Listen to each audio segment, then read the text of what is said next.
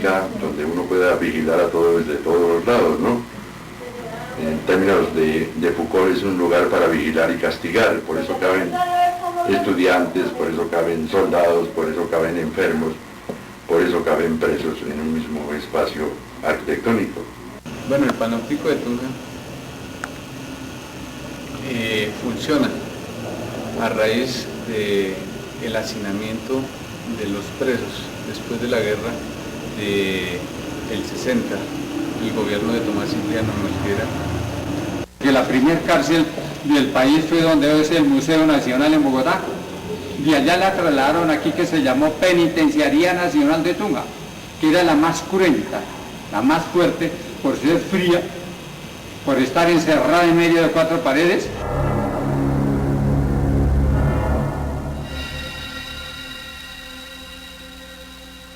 De ser una edificación por la parte central de la ciudad, era un sitio de recreación, un sitio detestado absolutamente por todo el mundo.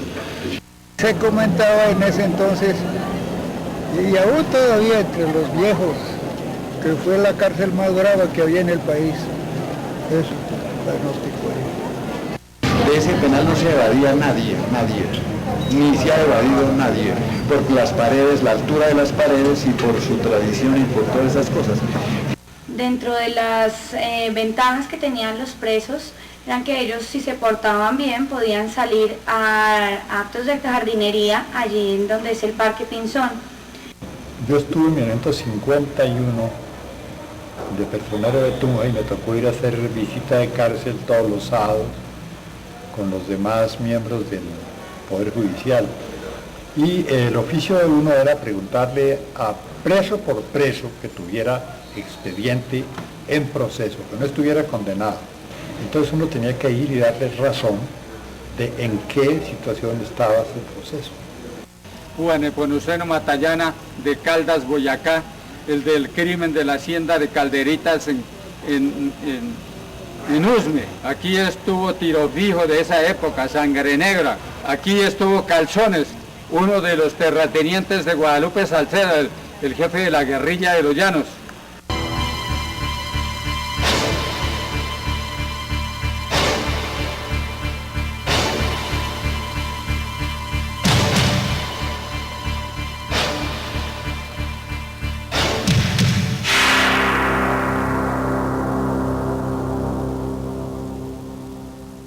Había una seguridad extremada desde el momento de ingreso a la portería de la edificación. Se veía uno un sello en la muñeca, en el brazo derecho, y quien en adelante no presentara ese sello no podía seguir hacia los patios de recreación y después no podía salir de la edificación si no tenía.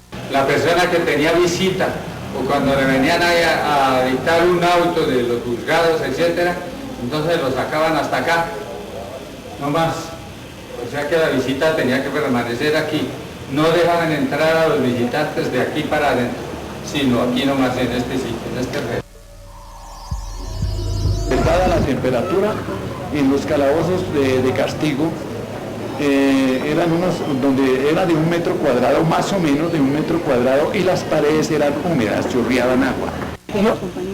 Vemos las celdas aquí donde encerraban a las mujeres a purgar sus penas, ¿no?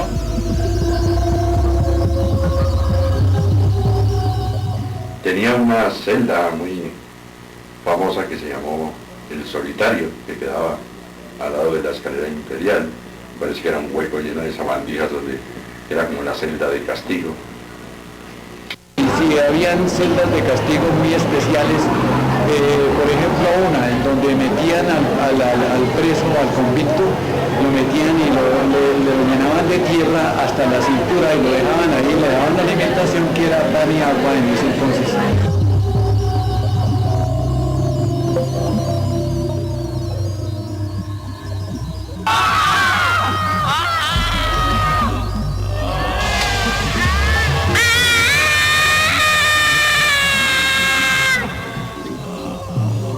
Fueron celdas muy temidas, muy peligrosas, muy castigadoras.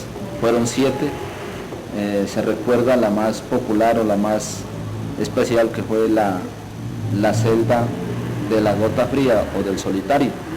Las celdas de los presos se construyeron en cemento, no tenían posibilidad para que ellos se albergaran aquí colchones. Fue una circunstancia de verdad de calamidad para esta gente. De resto, morían mucho descuido en ese penal, mucha tristeza. Morían de hambre y murió de descuido.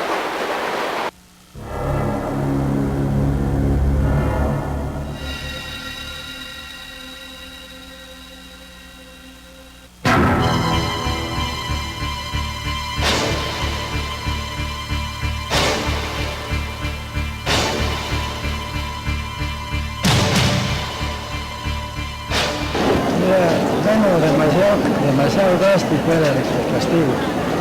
Según dicen, según me contaban, era la casa más peligrosa, mucho más. Tenían miedo que entrar a esa casa porque es que era terrible. Acá, en este panóptico, es considerado en la historia como las cárceles más tremendas del país, por las enfermedades, por el hacinamiento, por las clases de tortura y de castigo que se establecieron para imponer a los presos. Ocurrían por riñas entre los mismos reclusos del panóptico, pero ocasionalmente por orden directa de algunas de las autoridades se hacían ejecuciones muy secretas. De la gota fría o del solitario, en donde al prisionero más peligroso, más indisciplinado, lo metían semidesnudo y le ubicaban un sombrero metálico que pesaba más o menos una arroba y le hacían gotear una gotica de agua. Y su alimentación era un vaso de agua por la mañana, una tajada de pan, a mediodía otro y por la tarde otro.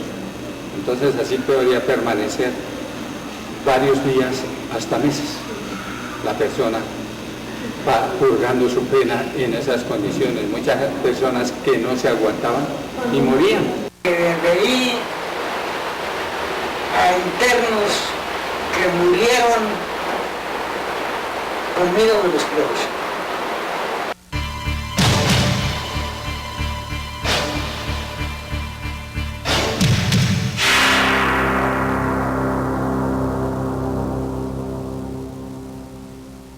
Comentan cosas muy terribles. Por ejemplo, tenemos un testimonio del profesor Cárdenas, quien dictó aquí clases a los presos cuando fue estudiante, estuvo haciendo su tiempo aquí de trabajo social. Y él comenta que esos presos gritaban de dolor, eran como animales, no tenían zapatos, eran descalzos. A uno de los temibles, a uno de los presos más grandes, le tenían unas cadenas amarrados como ciertos sus pies y sus manos. Donde había el hueco que les decía que tenía 37 metros de profundidad, los entraban y los bajaban con una soga y luego entonces los dejaban 24 horas. Si a las 24 horas llegaban, la persona que estaba aquí, la autoridad, movía el asa y si no daba señal de vida, cortaban la soga y quedaban.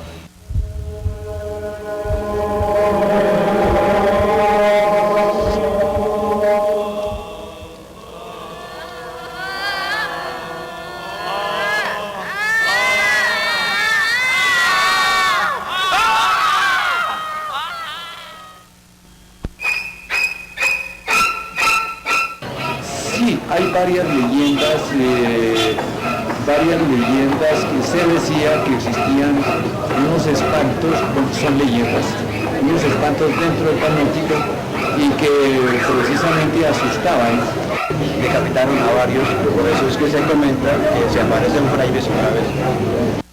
Las famosas de Tunja, se llamaba el espanto del panóptico, que era un monje agustino que aparecía el día de los difuntos, de la noche mejor dicho, y que sentían un frío espantoso cualquiera que lo veía y que los cogía y los lanzaba de lejos. Parece que se veía una calavera debajo de un gran hábito. Que veían también cómo cuando torturaban a los presos con los hierros candentes, echándoles allí en los ojos, dándoles latigazos, etc. Entonces también los veían cuando lloraban, cuando se espantaban, ¿no? Poeta que se llamaba Gómez Jaime, eso fue en el año de 1919, quiso trabajar durante un día, el Día de los Muertos, que es el 2 de noviembre de ese año, para ver cómo era el fantasma, que tuvo tanto miedo que en la penúltima campanada cayó, pues se desmayó. Sin embargo, nunca lo vio, con el afán de conocerlo, nunca vio al fantasma, pero al otro día todos los presos encontraron a este personaje, este poeta, colgado en una viga, y nunca se supo quién fue el que lo colgó.